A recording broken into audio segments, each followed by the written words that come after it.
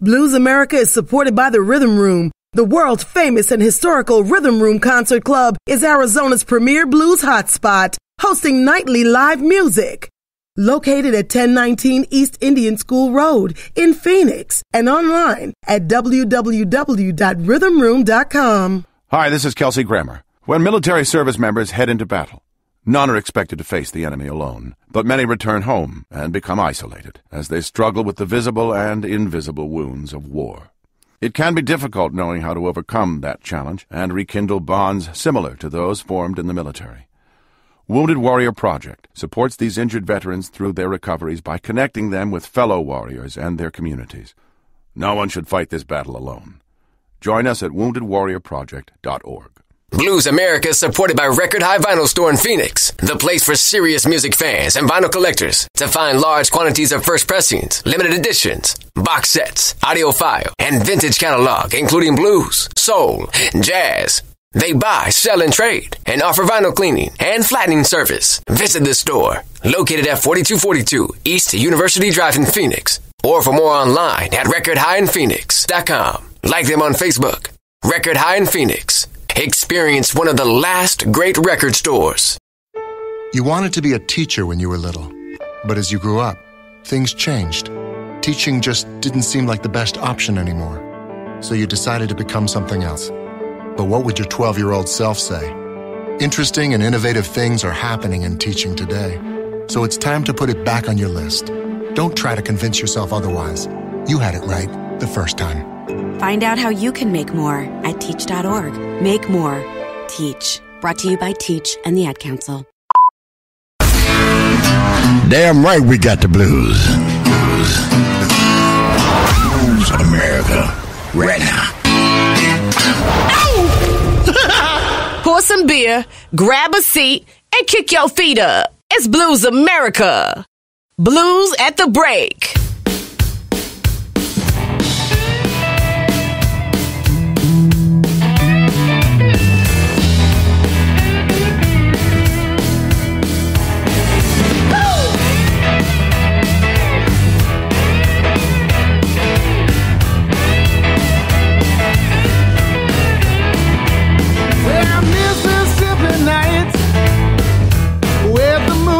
Shining bright,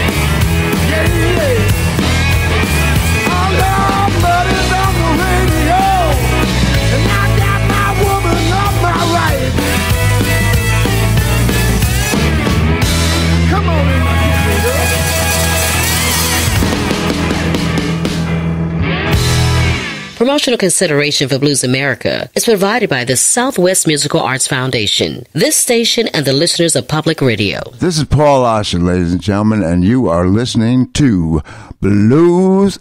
No, that's Chuck's. This is Paul Osher, ladies and gentlemen, and you're listening to Blues America. Headed down to the Chicken Shack. It's Blues America time.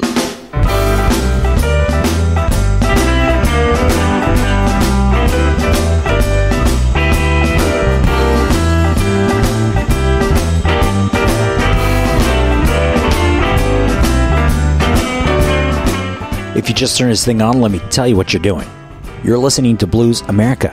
I'm your host, Drew Verbis, and today's program is a special tribute to the memory of the great bluesman, Louisiana Red.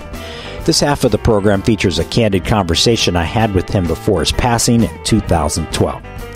And as you'll hear, Red is absolutely crazy about the blues, and he can barely put the guitar down to speak to me. It's really the perfect example of how he would use his instrument to tell his story and express his raw emotions. Now, if you miss any part of today's show, or if you want to hear it again, or share it with someone, listen to the streaming audio feed available now at bluesamerica.com, or from the podcast available on your mobile device using the Spreaker app. And of course, there are so many amazing stations sharing Blues America with their communities. If you want to do your part in helping to keep the blues alive, please support these great stations, support live music, buy Louisiana Red's music, and listen to Blues America. As promised, an interview with Louisiana Red, straight ahead.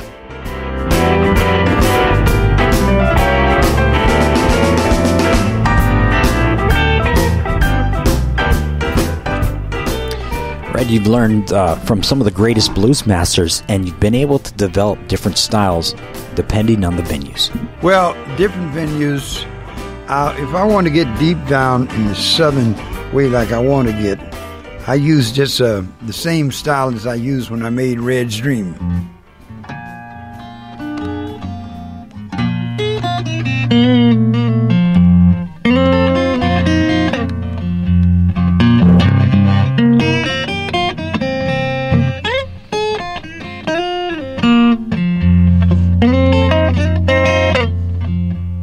I use that style. And where I got that from is Lowell Fulson.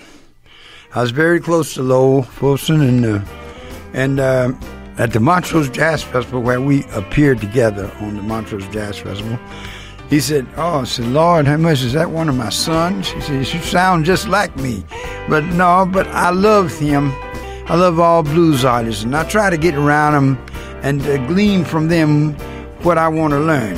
Same as Muddy Waters. I was around him ever since I was a kid. Matter of fact, he'd tell everybody when he go do the concert, like in New York or up in Connecticut, they said, how many you got behind you tonight, Muddy? He said, I got a line behind me out here. And say, come on, Rocky. He said, Rocky been following me ever since he's a kid. And I used to go to the hotel, get the key, go in, pick his guitar, and start playing. And it grew off on me as I'd go. I love them old players. I love although I have not met him, Mr. Ariel Burnside. I love his style. He plays something like this.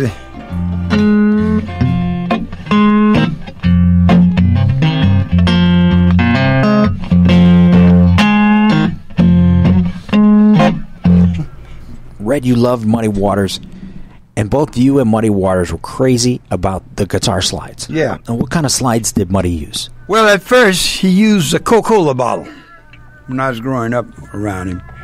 And he lost it, and Bo, that's his brother, made him a stainless steel one, short, about round a quarter of an inch short, in the steel mill in Gary, Indiana. And he kept that until he passed away. He had that same slide. And I've been trying to get it for years. So Bill Morganfield, his other son, his real son, I'll see him in Atlanta when I go there. He's trying to get it from me. Sunshine, his wife, got it.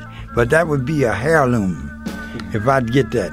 I'd never use it. I just put it in a glass case and just look at it. Many times I used to reach in his pocket and get it, and he'd call me and Johnny Winter up there. I'd do some of his blues. He did telephone blues. Dwayne Allman used this. It's called a core seeding slide.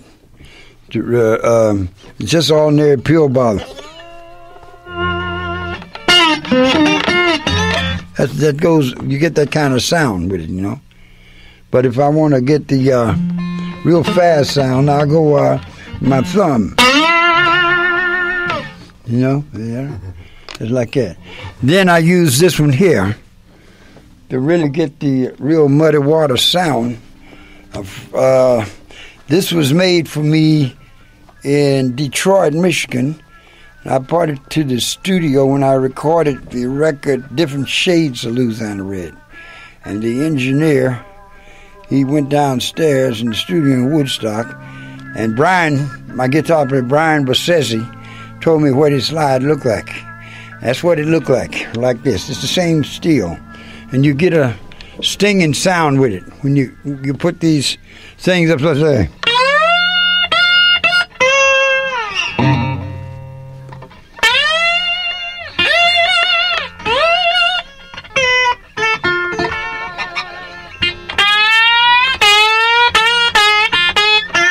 That was his lick right there, like that. But see, Earl Hooker didn't use no cape on here at all, like this. He used just a plain short slide like this. He did too. And he must have got that from Muddy. But he'd go over there.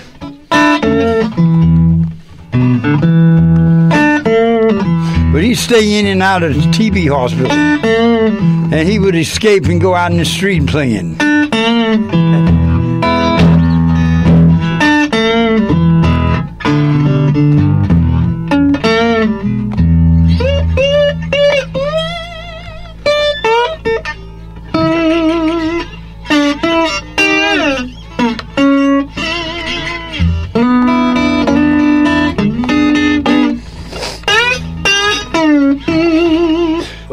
That's the Earl Hooker lick. But when you play with Muddy on blue guitar, which I need a lot of instruments with me, I need a whole band, he'd go this way. No. Then he could have switched out.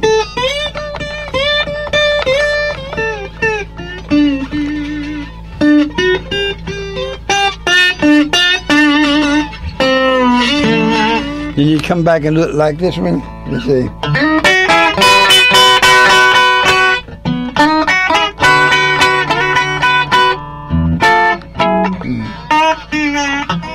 That's Wah Wah Blues.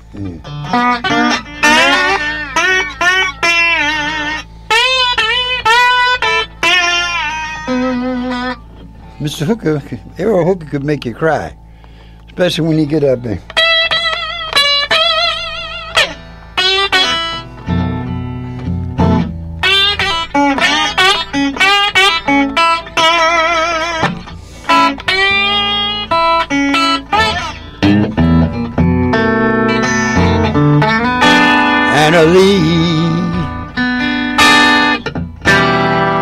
What is that you got now, Anna?